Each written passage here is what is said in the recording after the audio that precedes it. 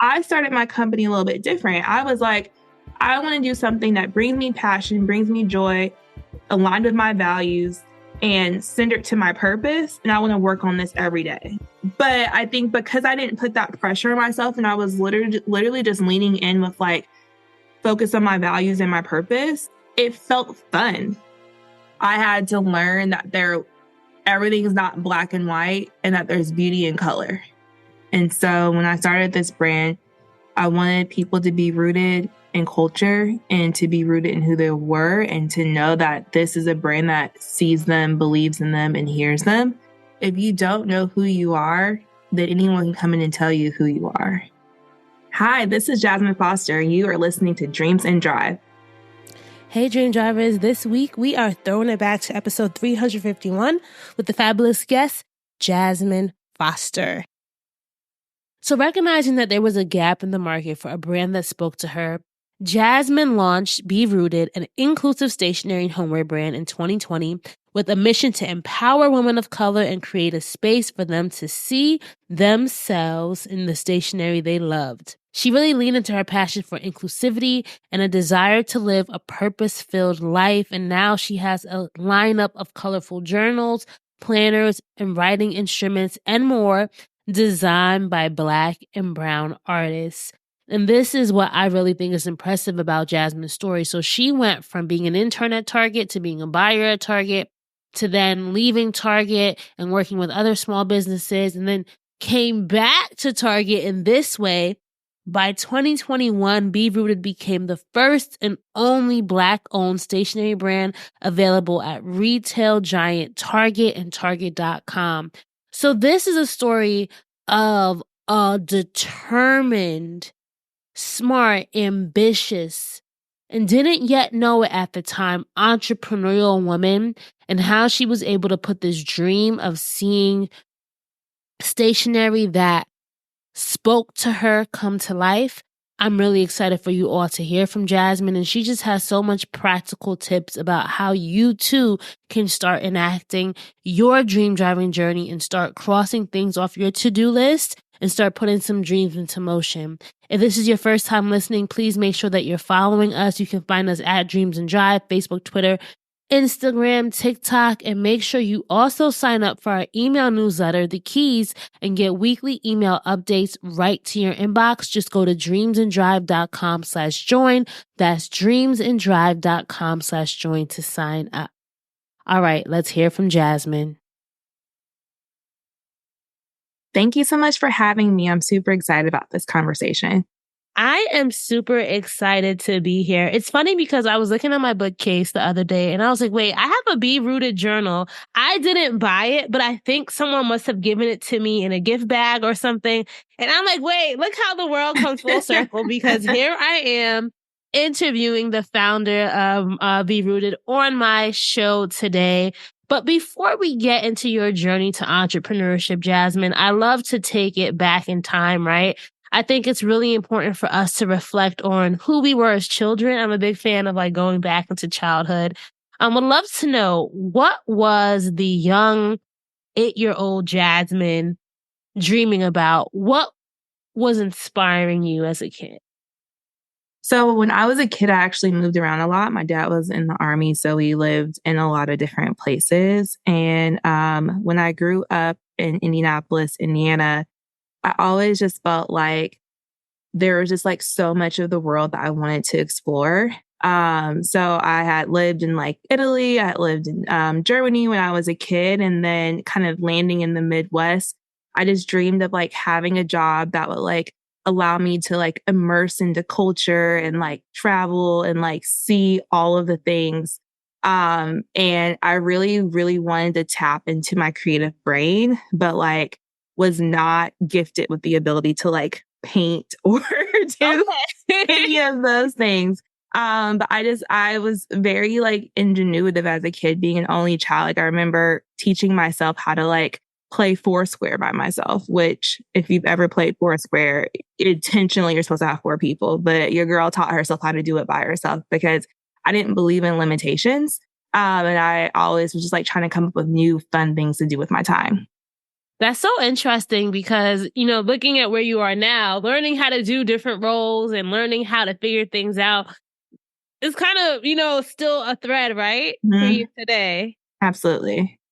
So, thinking about like, did you have a dream, right? I remember as a kid, for me, it's funny because I found one of these little when I want to grow up. Actually, it's fun because it's funny. My son today, he's 2.5. He told Mhm. me he wants to be a transport truck driver when he grows up, right?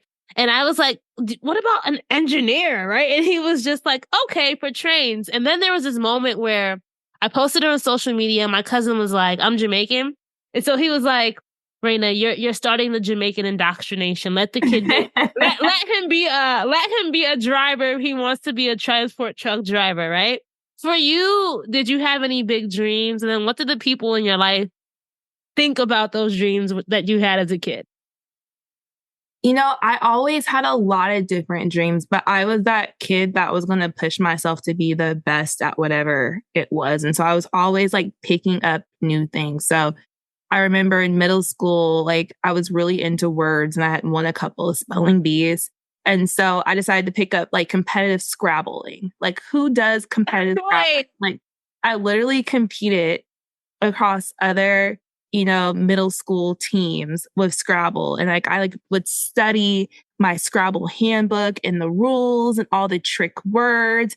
I mean, we made the state and we won, but like that was something. And then I was playing basketball and my coach was like, yeah, you need to do something else on the off season. He was like, have you tried track? And I'm like, I'm not running. And then he was like, well, there's field as well. And so I picked up shot put and out of nowhere, and then like trained myself to be really good, end up going to state for shot put, and so like anything that I've ever like set my mind to as a kid, I was like, well, if I'm going to do it, I'm going to be the best at it. And I love that. and so like from Scrabble to shot put to cheerleading to basketball, like whatever it was, like I would like get myself just so focused on it and would figure out how to like master that craft. And I think that that's definitely an attitude that I've taken with me into like almost any environment that I'm in. How did you view failure when you were younger? I say that just because, like you, I was like very smart, very ambitious. I was also on track, but I was no good. I wanted to be good. Like, girl, I studied. I did all of it. My legs just never went as fast as I needed them to go, right? So for me, navigating things that I wasn't good at was hard, right? But do you remember how you navigated failure early on or when things didn't go right? Yeah, I mean, I think from playing sports, you're not going to win always, right? And so I think sports taught me like it's always like the team effort. And when you fall down, you have to get back up the next time, right? And so I think that was definitely, I didn't know I was learning that lesson back then, but I think that's definitely one lesson going forward was that, you're going to make mistakes, but it's not about the mistake, it's about the get back. Yeah, and you went to end up going to Indiana University, Bloomington, Mhm. studied in business marketing. Was that the goal? Did you want to do that? Or was it one of those college stories where you're like, I guess I'll do this type of thing? Yeah. So when I was in high school, I was in like this business program, and this guy from Nike came to speak to us. And he told me about his job or told the class about his job. And he basically was one of the people in charge of making like Nike commercials. And back in the early 2000s, there was no cooler brand than Nike. And the commercials, like, I mean, everyone kind of remembers those commercials back then. And so I just decided that I was going to go to college and I was going to also be an advertiser and I was going to make cool commercials too, because I'm pretty funny and I have a good idea. And so when I And got to confident, right? You got to be confident in that. So when I got to college, I definitely like my plan was to like graduate with a marketing degree, move to New York, get 5 roommates, live in a 1 bedroom apartment because we were going to be broke because like as an advertiser, you don't really make that much money and New York is very expensive. And I was going to go into like advertising. And then along the way in college, Target showed up to campus and they had like this little like night for sophomores, and they were telling us about the opportunity of like being a buyer. And a buyer is a person that gets to pick the products that go on shelf. And then they were also telling us what the starting salary was of being a buyer. And I was like, hold on, now this seems pretty cool too. And so my sophomore year, I ended up getting an internship at Target, working at the headquarters in Minneapolis. And that like forever changed the course of what I thought I was going to do after I graduated. So let's pause there real quick. I think one theme that I hear that I think is really important for anyone is exposure, right? You heard about the Nike. We actually had someone who was on the show. He started at an intern at Nike and went up to like, chief marketing officer. And he had that same story of how like he was so mesmerized by the brand. You have Target come in. That's exposure, right? Like there are things that you never knew about until someone introduced you to them. When it comes to how, like thinking back about that internship that you had with Target, what about it changed your life? I literally never thought about how products got to shelf. And when you think about that, there's someone's job that dictates what ends up in the houses of millions of people, that to me seemed really cool from just like a psychology standpoint as well. Is like you as a end consumer are thinking that like you have the choice in your hand, and you do, but there's really someone else behind the scenes like curating the experience, right? And so you're only given a limited amount of items to pick from, and that person who's the buyer, that's their seat to do that. And their job is to find the coolest, most innovative stuff to put out to the world. And to me, that was a really, really, really cool and interesting job that was just a different spin on marketing. And Target is always been a store that like made me happy. Does it make everyone happy? It just makes everyone happy. And, you know, growing up in the Midwest where we were having a lot of department stores close at the time. So there was like Lazarus and LS Airs, and all those were going away and kind of. I've never heard of those. They're not East Coast. I'm from the Jersey, New York City area, so I've never heard of it. So those were a lot of our original department stores, and I believe Macy's ended up buying up a lot of them. So a lot of those were closing. And then there was, you know, your more traditional mass, like Walmart was available, but Target kind of fit in that like sweet spot where it was like, if you didn't really have the money to go up to department stores, but you wanted something a little bit more special and unique than what maybe Walmart had to offer, like Target kind of played in that like amazing middle ground. And they were pretty new to them, at least in Indy when I was living there. And so it was just always a store that brought me joy. What were you realizing at this point? Maybe it could have been in your internship before you graduated from college, what your unique like business skill sets or your unique like the skill sets that you were gaining during this time in your life, because I do think college is transformative for us in a lot of ways, whether it's worth the money or not. That's another episode, right? But there are things we learn about ourselves as people. So for you, what was that? Yeah, I think what I learned on that internship is that like I have really good critical thinking skills. And I am really good at like taking a complex problem and like digesting it into bite-sizable, digestible pieces to solve. And I think even as I translate that back to business or people that I know that I want to be entrepreneurs, one thing that I think stops a lot of people is that like they have this grandiose idea and they can't figure out how to get from like where they are now to like this amazing company that they want to build. But what I tell people is that like you have to think about like what are those stepping stones in between that's going to get you to the amazing idea that you have. But it's really hard to build that amazing idea from day one. And I think that's how like in the internship and then early on in my career, I realized that like that was one of my kind of unique points of difference, is that like I could see the mountaintop but build the steps to get there. Let me know. Your memory might not be as good as mine, because I don't really remember either. But graduated from college, you have a cap and diploma on, right? What was the mountaintop that you saw for yourself? The mountaintop at that point in time was more so about like moving away from home and like learning how to like be an adult on my own self. Because I always say college is not real. It's not. Especially if you live on campus and you get food. If you get You food, live you go to on the campus, you cafeteria. get food. I was an hour away from home. Like I Me could pop too. back, to see my mom's. She'd make like all these meals on Sunday and then like package me up stuff. Like it just wasn't real. So I think like at the graduation moment, I was less like concerned or thinking about like what's my big career moment, and I was more so about like it's time to adult, and do you have the chops to adult, because like this is a big next step for you. I think that was much more what I was concerned about. And also honestly moving to Minneapolis, which was a predominantly white city, that I didn't know anyone there besides people that I knew from the internship, and just adjusting to like what that culture would look like. You'll know real when you get it. It'll say eBay Authenticity Guarantee, and you'll feel it. Maybe it's a head-turning handbag, a watch that says it all, jewelry that makes you look like the gem, sneakers and streetwear so fresh every step feels fly. eBay gets it. So look for the blue check mark next to that thing you love and be confident that every inch, stitch, sole, and logo is checked by experts. With eBay Authenticity Guarantee, you can trust that feeling of real is always in reach. Ensure your next purchase is the real deal. Visit eBay.com for terms.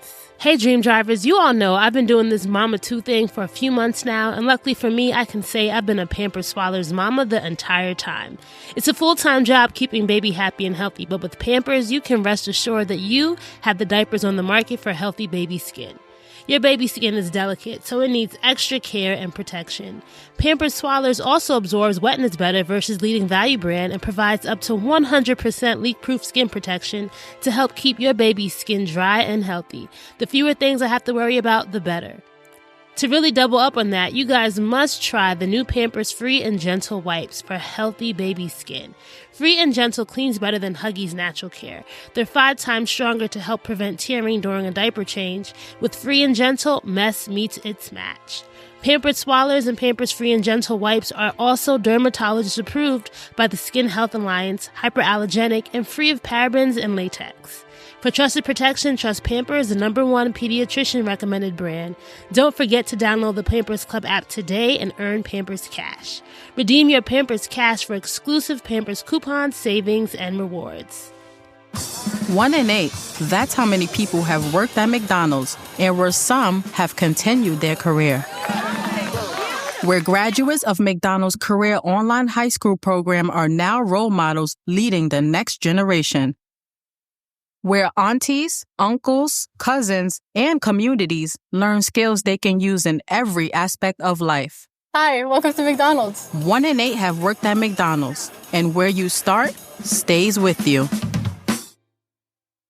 So was your first job out of college at a Target? Yes, it was. Okay. So you started at Target there, and I know that you started as an intern, then you went on to your LinkedIn says senior business analyst, right? Mm-hmm. Like, was that in the buying department, or was that I guess the question here is, let me just backtrack. How did life pan out for you after college career wise? And what were you learning about where you wanted to be and how that mountaintop changed once you started thinking about career? Yeah. So, they sell you on the internship of being a buyer, right? And so, but you have to start somewhere. And so the first job I had was an analyst. And an analyst is basically reports to a buyer and helps them plan out the inventory forecast for stores. And so instead of being the shiny object of like getting to pick the products that go in the stores, once the products are selected, you get to figure out how much you want to buy. And so in one way, like I was so focused on like getting to that buyer route. But in the other part of my brain, I was learning so much because you got millions of dollars of your budget to spend. And I never had I don't think I ever even had more than like $200 in my checking account at one point in time to spend. So to have this like massive budget to spend, figure out how to spend it correctly, how to be accountable. I was learning so many like critical steps, but along the way, very, very, very early on in my career, within the first year, I noticed that the store was a one size fit all approach for everyone, and that there were huge gaps in what we provided to families of color. And when What I made you realize that? Like, how was it just something you were thinking about, or was it so blatantly obvious? So I was in apparel. Okay. Is where I started. I actually started in the shoes department, but I was in that was under the apparel department. So there were just certain things like fit when you think about apparel and you think about women of color who have typically curvier body types. A lot of the products weren't necessarily created to fit our body types. And then when I thought about my family and my dad and him being like 6'4", there was nothing for like tall men in the stores. And there was definitely nothing for like big and tall men in the stores. When I thought about aesthetic, there was maybe 1 to 2 different aesthetics that the current target customer was going after, but that's not necessarily the clothes and type of aesthetic that like me and my friends wanted to wear. And so I just started asking these questions of like, hey, have we ever considered doing something differently with fit? Have we ever considered speaking differently from an aesthetic standpoint to different consumer bases? And people are just like, wow, like that's interesting. Tell me more. And so some people wanted to hear more and some people were like, girl, do your job. You were here to like buy some shoes and do that.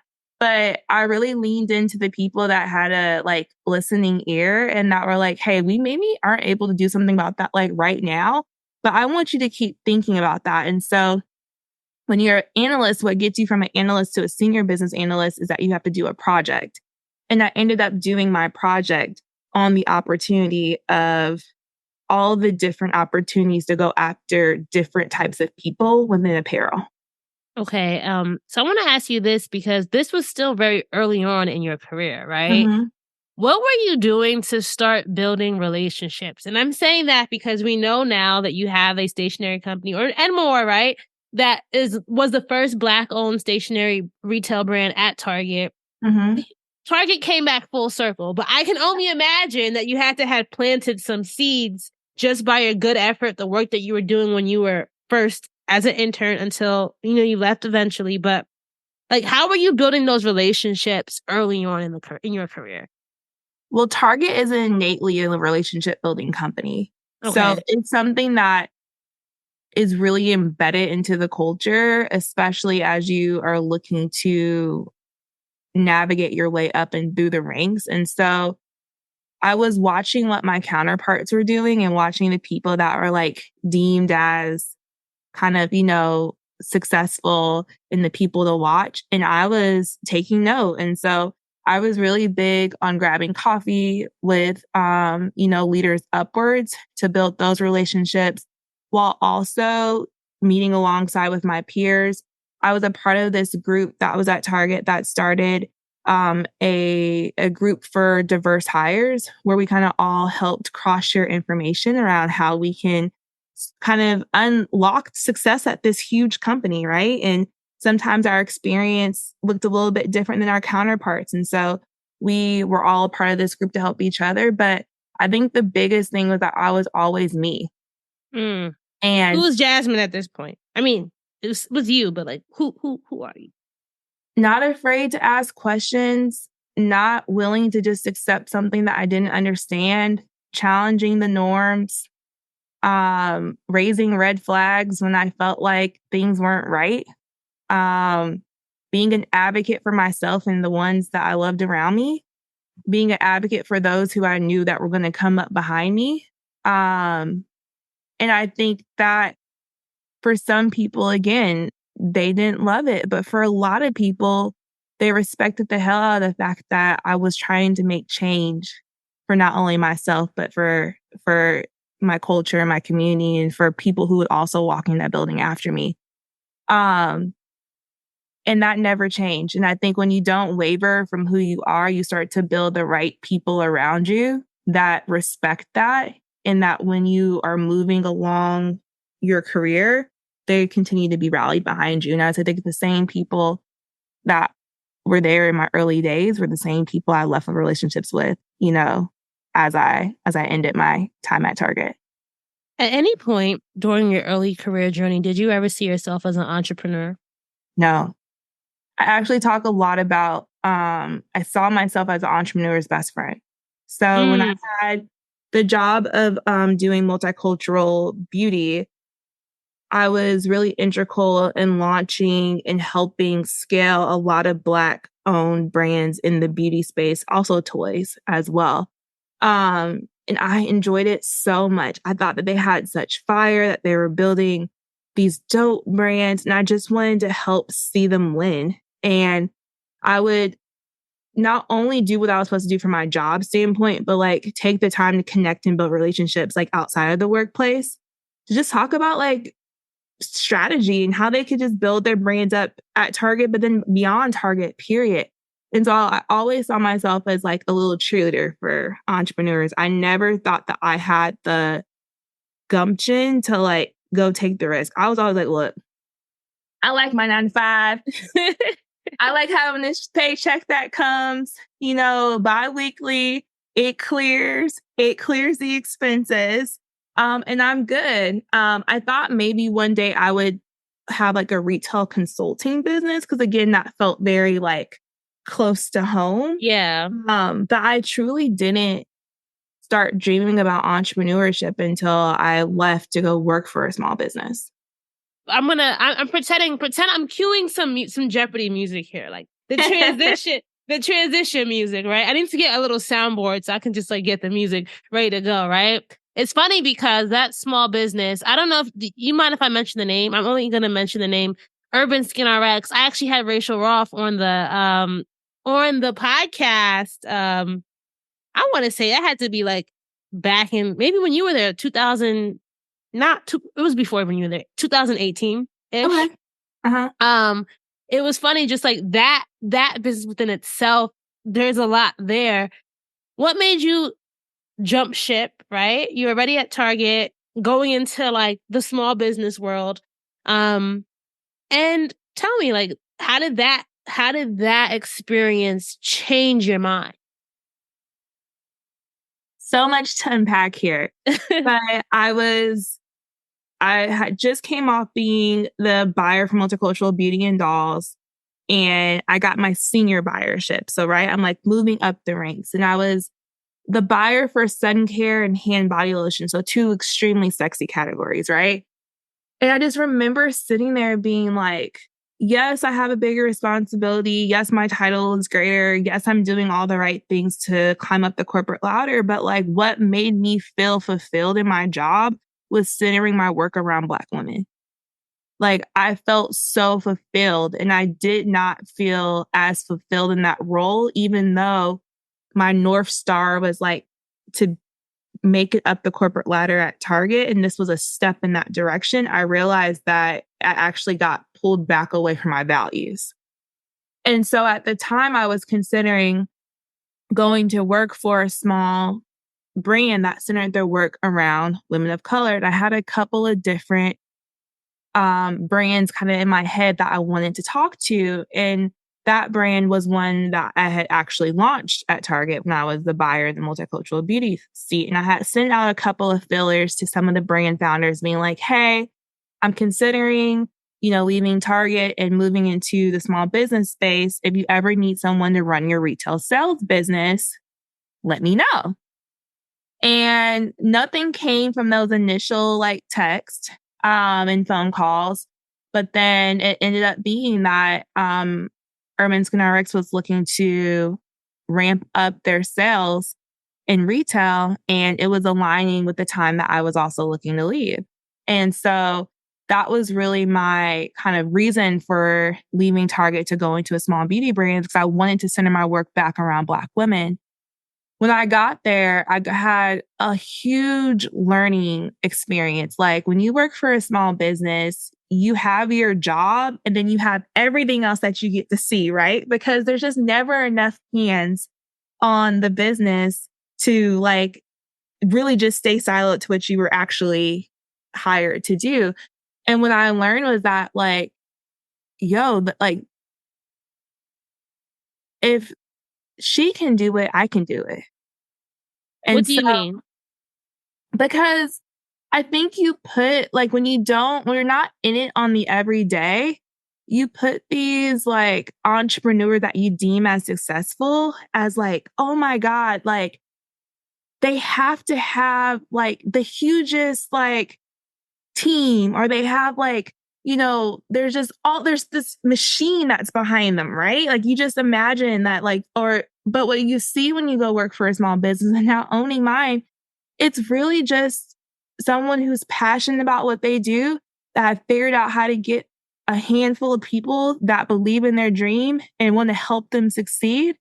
And it's more about the idea and about your ability to continue every day to show up for your idea than it is about like this big machine. I'm coming from Target. It takes 17,000 people to get Target moving, one right? thing improved. You know what I'm saying? Yeah. But like at a small company, you're like, no, that's just like, it's like 3 people making this work, right? And so at the top of 2020, when everything kind of shut down, I had the first time in like 5 years to just like breathe. I had been like running like crazy, traveling like crazy, like working like crazy, building up either strategies for Target or strategies for the new company that I was at. And I had a time to be like, well, what do I want to do? I have all of this free time. Like, what are my passions and dreams? And I went back to an idea that I had when I was sitting at multicultural desk, was that there was a gap within home and gifting for a brand that centered women of color. And I had asked at the time if that was something that I could look into. And they're like, look, girl, you Kiki Palmer, you already got like 3 jobs. We're going to need you to focus on them at a 4th job. And so I had this idea in my head, but I thought about it at that time from the lens of like, what would it look like if a retail brand did it? Yeah. Or what if a retail brand went and sought after a brand that was doing what I was doing? And I just started putting pen to paper of, well, what would it look like if I stopped doing it? If I started doing it and stopped waiting for a brand to come into the space that I felt like hit these needs. Did y'all know there's a whole collection of Black-led products that fit into your daily routine and lifestyle that you can get at Walmart? And it's so important that we show Black founders some love, not just during Black History Month, but all year long. Because every time we buy a Black-led brand, we're making room or creating demand for another Black-led brand. Black founders and the products they bring to the table are creating a whole new world of choices at Walmart. Some of the products I want to check out are Creamalicious Ice Cream, Partake Cookies, the Lip Bar, Midwest Kids, and the Do Hair Care. Go to walmart.com/Black and Unlimited to discover all the amazing Black-owned products that you can add to your daily routine. Dream Drivers, we've all been there. You have a question about your credit card, you call the number for help, and can't get a hold of anyone. If only you had a Discover card. With 24/7 US-based live customer service from Discover, everyone has the option to talk to a real person anytime, day or night. Yep, you heard that right, a real person. Get the customer service you deserve with Discover. Limitations apply. See terms at discover.com/creditcard. Toyota is doing big things helping grassroots community organizations across the country with its Nudge campaign. The Nudge campaign reflects Toyota's commitment to supporting and furthering the success of those who need it most. A few months ago, Toyota debuted the After the Nudge podcast. The podcast is a 7-episode limited series hosted by acclaimed journalist Soledad O'Brien and former NBA All-Star J.R. Smith. It features conversations with community organizations that Toyota nudged via $10,000 micro grants. We get to find out what happened after the nudge. On the After the Nudge podcast, you'll hear from founders and leaders like Paulana Lamonnier from Black People Will Swim, Dr. Khalid El Hakim from the Black History 101 Mobile Museum, Demetrius Harris from Fly Compton Foundation, and others. Learn how a simple nudge from Toyota helped boost their momentum, amplify their movements, and propel them to greater heights. Look for the Toyota After the Nudge podcast on toyota.com or wherever you listen to podcasts. So 2 things I'm hearing is that's super niche, right? It's super niche, but at the same time, it's super big, if that makes any sense, right? Like there's so much opportunity, but you also really carved out a unique spot in a unique space for a unique set of women, right? Were you nervous? Because up until now, I mean, you had the consultancy background of understanding how the machines work, but you had never built a machine. What was your mindset at this point? When I started the brand, I started as a side hustle. So I was still doing my head of sales job full time. And I really just wanted to put a product out there and see how people responded, right? And at the time, I was like not looking necessarily to get it into retail. I was like, this is just something that brings me joy, and I'm going to work on it every day when I have free time. So I think a lot of people start their companies and are like, I'm going to build a $20 billion hair care company in 10 years. I started my company a little bit different. I was like, I want to do something that brings me passion, brings me joy, aligned with my values, and centered to my purpose. And I want to work on this every day. And then the financials of it came later.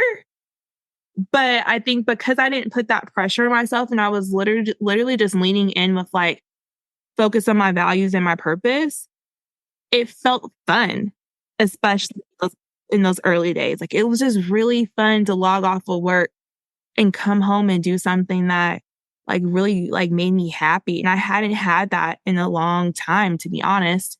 So that reduced a lot of the like upfront fear. And I really think that if a lot of people like focused on like what were their values and you know what actually brings them joy, it doesn't feel like work when it's something that feels like fun in the beginning stages. Now in the beginning, now that we're at Target and now that there's, you know, we have employees and, you know, you definitely have to hit your metrics to stay in retail and you want your checks to clear so that your people feel good too. Like there is more pressure, but it still feels fun, but it's not that same like carefree fun from day one, you know? Yeah, no, I definitely understand. And it's funny because you mentioned early on in the interview how when you were a kid, you were always interested in the creative, but you felt like you weren't like, you weren't a drawer, you weren't an artist per se, right?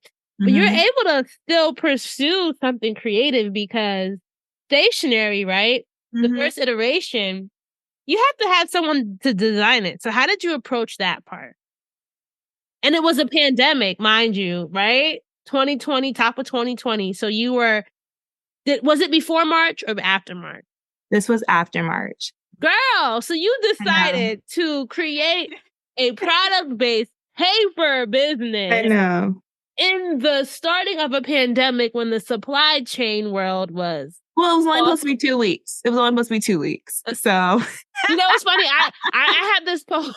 I have this post from my Instagram where I had posted me and my bestie quarantining together, right? Who knew? Who knew? But I think that naivety, like that naivety, like being naive in a way. Imagine if you you would have thought that it would have lasted 3 years. Maybe that would have changed your approach to everything.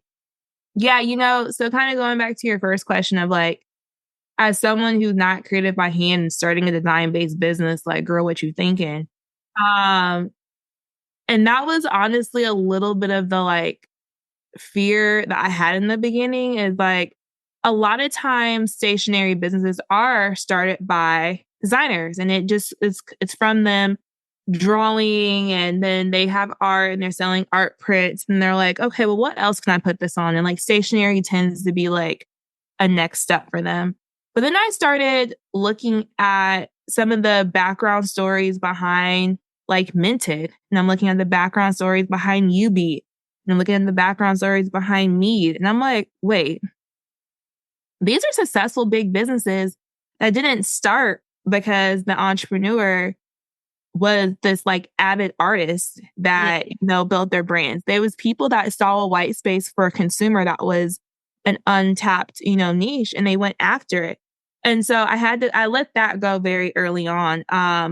But to build a business in a pandemic, it's not for the faint of heart because you don't have the trade shows that you can go to and find suppliers. Like you're not able to like meet, you know, people live and determine if they're a good fit for your brand. You're having to do a lot virtually. And in the middle of all of this, the price for everything, including paper has not changed prices in like 25 years. And then the price of paper right after I started like tripled, right? So again, going back to my skill sets that I learned early on in my career is how do you take the big problems I had and every day just kind of became like, okay, here's another thing I have to solve. Here's another thing I have to solve. And again, it was fun because at the point at my day job, I could do that on autopilot. Like I understand retail. I understand how to pitch to retail. Like I had been there for a while. So things that I was doing that were my core responsibilities, I felt like were on autopilot versus this was something like new and fun for me to be able to get into the weeds in every day. How did you want to make sure that Be Rooted at this time was different? Right? Because you get a notebook anywhere, right? Were you thinking about what would make it different, or were you thinking about where it would end up? I think the main thing that I wanted to do was to create a brand that centered women of color and that also interweaved both positive, uplifting messaging with reflective artwork.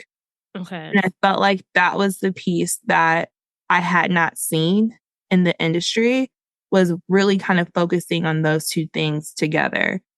And as someone who has grown up in the era of, I feel like so much messaging that is always downplaying and like knocking down and like tearing down Black women, I wanted to be a place where she could come and feel home. And like that was really like my North Star. So one of the biggest things a lot of people often struggle with initially, right, is building that initial consumer base and just getting the hype up around the brand. Like you had worked with all these brands that had been around for a while, right? But here you come. Hey, I'm Jasmin. I had Be Rooted, right? Like how were you going to get the word out about the company? And what was people's initial response? Yeah. So in the beginning, I remember like doing things super grassroots. So I literally took my entire like email base, anyone in my phone, and I like announced to them that I announced to them that I was launching this brand. I was launching it on June 4th and that I would love if everyone could put, and I sent them all the same graphic. Okay. And I was like, if you could share this graphic in your stories all at the same time, to me, that makes it seem like everyone's talking about like the same. Yes, creating the hype, right? Creating an organic press moment. Yeah, when you don't have a budget, because I didn't have no money. And so like that was the thing that I did very, very early on, was just trying to get as many of the people within my circle to be like the first like evangelist. And I remember we ended up selling out what I had initially ordered within that like first weekend. And I think I went on vacation that first weekend because I was like, oh, I'm just going to launch this brand. Like, you know, not like we're new, like brand new, like we launched yesterday. So I had went on vacation because I remember it being, and orders were just coming in. And I was like, hold on now. We gonna have to get back so we can ship these out. But you have enough product. No. And on the phone with the factory trying to see if we could get some reorders. And so I was like, oh, okay. Like this is something that people like. And like one thing that I talk about in some interviews that is a little bit non-traditional is I actually started the brand without a logo. Because I feel like a lot of people spend a lot of time getting the logo and making the website look really pretty and like not focus on the product. And so I was like, if I sell X amount of units, then I'll go back and do all the branding. And so to me, it was just really important to like prove out, like, do people like this? And so that was early stages. And then we had the opportunity to get into Target. I still think at the time we were approached by Target, I think I maybe had like 1,000 or 2,000 followers on Instagram. It was real light because it was about 3 months after we had launched. That is amazing, though. Like thinking about it, right? We ended up getting a lot of good organic like buzz and traffic and PR early on. And so when we got the conversation about 3 months after we launched, and then we knew we were going to go in March of 2021, which would have been 9 months after we launched. And I was like, I don't have the money to pay for the ads. because at the same time, the iOS crisis was happening. So like ads weren't adding like they used to. I was like, I can't afford a celebrity influencer. And I am not overnight going to just get like millions of people to follow me. And so very early on, I actually invested in my first PR company, who was really integral to help positioning the brand and like helping create buzz, at least from a press standpoint, about the brand, when we kind of couldn't afford some of those other metrics. So I just have a question about Target too. Was it the person that you had pitched the idea to that came back and said, hey, girl, you know how you said? No, I wish. That would be amazing for my movie that's going to come out. But no, I actually, so interesting enough, like there's 10,000 people that work in headquarters. So yeah, so many people. And the person I ended up pitching was actually someone that I had like never met before. But what was really helpful was that when I was a buyer, I had worked with brokers, and brokers are the people that kind of help pitch your brand on your behalf to retail buyers. So I had a couple of them who had reached out and saw that I had launched something and was like, wait, this is really cool. We would love to represent you.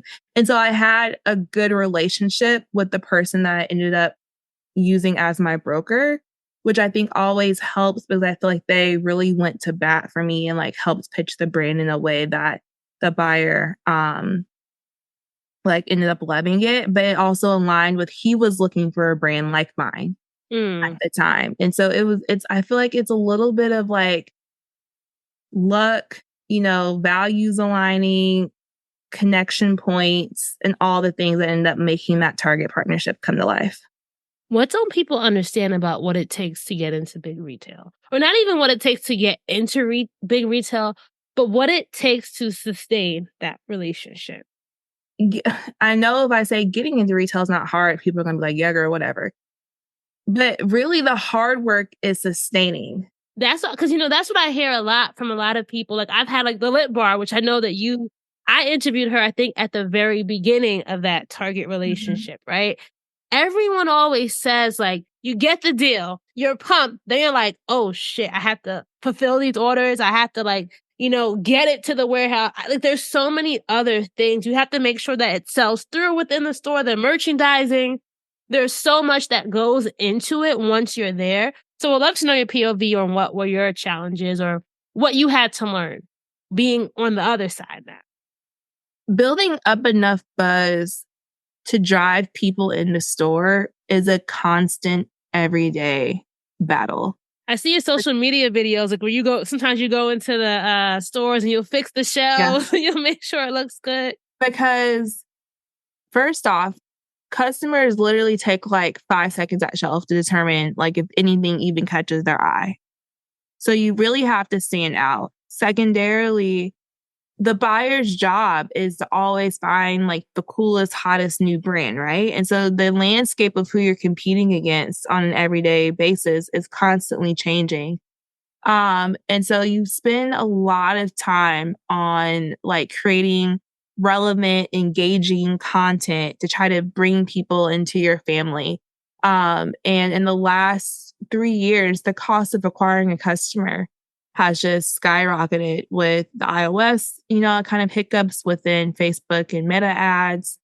Out of home wasn't really working because people at the time were out of home. They were not even outside. Radio is shifting to podcasts, but then podcast people are not necessarily like sitting at home, like ready to digest at the time. They can be on the move. So really getting a customer's attention is extremely difficult. And so it's not only is it extremely difficult to drive them to your website, but it's more difficult to drive them to retail. And so I think that's just the piece, like every day I'm always constantly thinking about like, how do we continue to create, relevant, engaging content that, makes people fall in love with who we are. And then at retail, it's expensive. You have to buy the product before you get paid from a retailer. So you're constantly playing a cash flow game. If you want those really pretty displays that you see at the end of aisle, those things aren't cheap. Those also cost a significant amount of money. everyone is in a deal finding. So every promo or markdown that you get, or if someone returns something, you as a vendor, you pay for that. And so, it's a really, really expensive game to be in. It's highly rewarding though, because you get to expose your brand to thousands of people on a daily basis that would have never had the chance to kind of see you otherwise. But it's definitely, you have to know your numbers like the back of your hand. And I think that if you don't stay on top of your numbers and you don't know, what success looks like, and you don't know how to continue to keep fueling the beast, it can get very choppy. No, that's just, I love that you're being real about that, because I think on the flip side, there are people who are listening who have been creatives all their life, right? And they don't know the number side. And so I think that can be the part that then intimidates them, right? What advice would you have for that person who needs to better understand and have a better grasp on the data behind their brand? There's always a partner. So you can bring on a consultant, you can bring on like a sales or, operations person. I think it's important as a business owner for you to be a little bit dangerous with every part of your business. And so there's way too many books, way too many podcasts, way too many webinars. Not this one though. This one's good. This one. But like, there's just in the sense of like saying you don't know, it's no longer an excuse, because you can tap into so many resources that help you gain knowledge, some free, some paid, that you should be able to know a little bit about everything for yourself. No, I love that you say that. And I often say, like, when I ask people what's the hardest part about starting and about what's the hardest part about dream driving, it's not the little stuff like data that you said, right? Like, for you, what do you think was the biggest thing you had to learn about Jasmin, the person, along this journey? Jasmin, the person, likes for things to be done efficiently, on time, with purpose, and like succinctly. And when you are running a business, every time you get back on track, someone's throwing a tomato at you, a banana peel to make you slip. I had to learn that everything is not black and white, and that there's beauty in color. Now, I don't like to play in gray, but there's beauty in color. And so, yes, I want to have all of our marketing materials done, 6 months in advance, so that everyone on all my teams have everything that they need way ahead of time. But if there's an opportunity for us to work on a project that gets slid into there that messes up that timeline, like, I can't just say no to that too. So I've had to learn to be a lot more flexible and less rigid when it comes to like perfecting things. Have you ever felt like giving up? No. And it's really interesting, because I hear a lot of people on either podcasts or like clips on TikTok that talk about like them wanting to give up.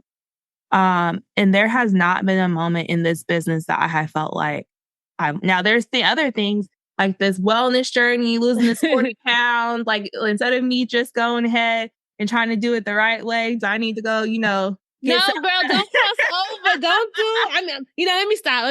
I support whatever you support. No. But you know what I mean. Like, there's other things that I had, been like, why am I still trying it this way? But this business, every single day, I love giving 110% of it. And I realized that, like, we're only almost 3 years in. And so there's probably going to be a moment. We're probably still in like the newlywed stage. Yeah. And I'm sure that down the road that there will be some points in which I feel like that. But like, honestly, every single day, I am just even more excited about like what's to come with this brand. Yeah, I think like for my podcast, I started in 2016. I think I'm at like the plateau stage where, where you're doing the same thing every day. You're like, it's how you felt when you were at your corporate job, but you could do it on autopilot. And so for me, it's like, how do I get back to that point, right? How do I get back to, not saying I'm not excited to do this interview, which I am, but it's also like, okay, how can I reinvent? How can I put something new out there? How can I make sure that I'm still being relevant to my listeners today, because who I was in 2016 is not who I am today. And I'm sure my listeners have changed as well. So that's just something I also resonate with, is like, there may be a moment, but it's like finding that thing every day that you're working towards and that you're moving towards is so important. So I want to kind of close out this interview with the name of your company, Be Rooted, right? In the beginning of this interview, you mentioned how you were your parents were in the military. You were in the military. Was it your father or both your parents? My father. Okay, your father was in the military. You moved around a lot. Then you finally came back to the States and were rooted, right? Why do you think it's so important for us as Black women, as our community, to have this rooting, this centering? If you don't know who you are, then anyone can come in and tell you who you are. And so when I started this brand, I wanted people to be rooted in culture and to be rooted in who they were, and to know that this is a brand that sees them, believes in them, and hears them. And to me, like, every day when I look at our products, like, it reminds me of not only like who I am, but like who my culture is. And I feel like you can pick up a journal, and depending on your mood for the day, there's one that's going to speak to you. Right. But then also I think there's just like this really like powerful knowing of like being rooted in like your beliefs and in your values and in your purpose. And for me, once I started aligning my values and my purpose into my daily life, I felt like everything just started coming together. And I think it's really important for us to all like every day try to like get ourselves closer and closer to our values and purpose. And so for me, that was creating a brand that centered Black women. For other people, that might mean other things. But the more I'm, rooted in who I think I was destined to be and put on this earth, I believe that it will create more happiness and joy for myself on an everyday basis. And it's crazy how like this idea came from a moment of stillness, right? Of you having that time to take a breather, to like sit back, to enjoy all the stuff that you had been working for years to build, right? Yeah. And so it's the irony of like you built seriously. it, right? You had to have the busyness to get to the point where you could even just appreciate the stillness and that peace. And that's when things clicked. And I didn't even know that I wasn't, like, I thought by leaving Target to go work for my next job, I was centering myself.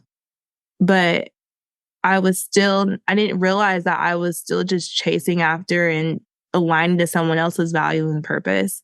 And that I hadn't even given myself the time to ask myself what was meant for me. And I believe everyone deserves a time of stillness. Now, I mean, the pandemic was crazy, so like, let's not repeat that. No. But there's, whether it's going on a wellness retreat for the weekend, whether it's literally just like turning your phone off for the weekend and like sitting and actually having conversations with yourself. That was one thing that the pandemic like allowed me to do, is like 100% understand who I am and 100% understand what I wanted out of this life, because I literally could only talk to myself for months. Yeah. No, it's just something now that we're out of it, hopefully, right? It's interesting to look back at just how much that period, I think it changed the world. It changed individuals. It just changed the way we view society. So yeah, and it helped us get rooted because it helped you build your roots, and now you have a tree. Okay.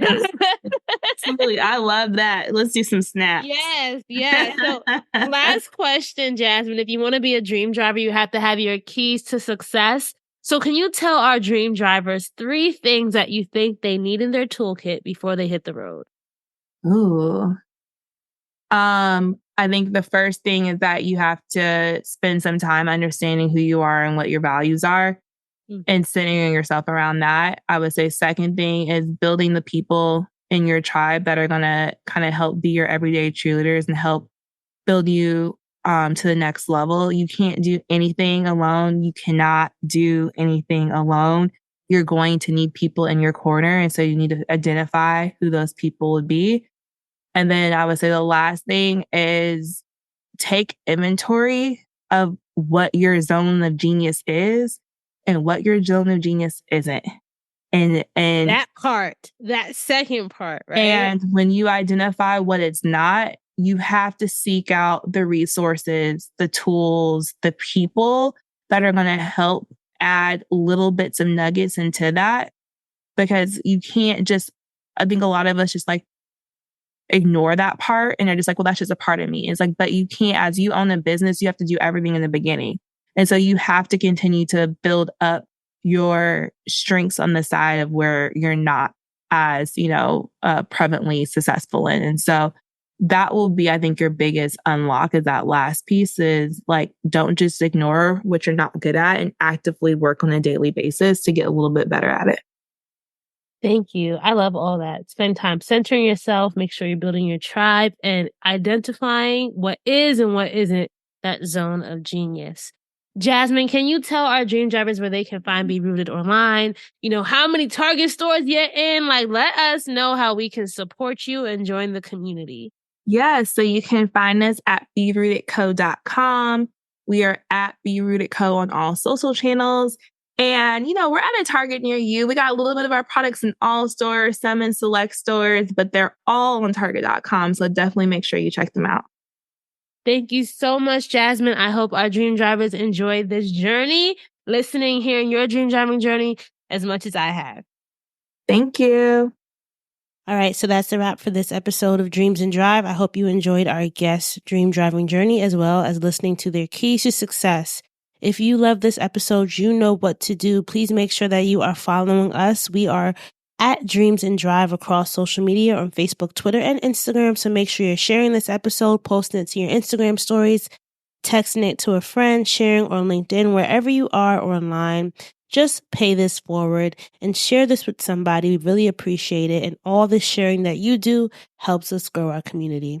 If you want to join our email newsletter, The Keys, and get weekly updates delivered to your inbox, just go to dreamsanddrive.com/join. That's dreamsanddrive.com/join. And lastly, if you know somebody who would be great for this show, or if you are someone who would be great for this show, please go to dreamsanddrive.com/pitch. I'm always accepting new guests. I'm always accepting new pitches. So I love to see those pitch requests coming in. Keep dreaming, keep driving, and we'll chat again in the next episode. Bye, guys.